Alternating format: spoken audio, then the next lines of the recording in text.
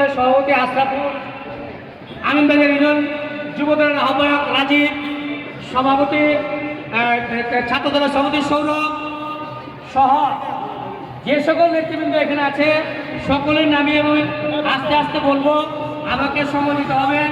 বাগদা ইউনিয়ন যুব বিএনপির সাংগঠনিক সম্পাদক জনাব হাজী মোক্তার হোসেন উপস্থিত হয়েছে। মোক্তারকে মঞ্চে আসার অনুরোধ করছি। হ্যালো হ্যালো আমাদের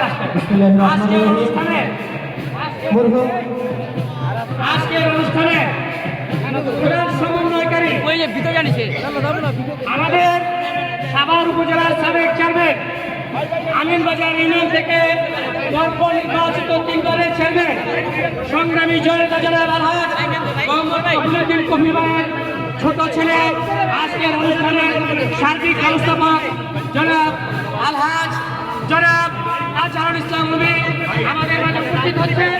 আসুন আমরা সকলে ওকে করতালির মাধ্যমে অভিনন্দন জ্ঞাপন করি। রবির সাথে আছে আমাদের আরেক বড় ভাই জনাব হাজী হানিফ সাহেবের যোগ্য একমাত্র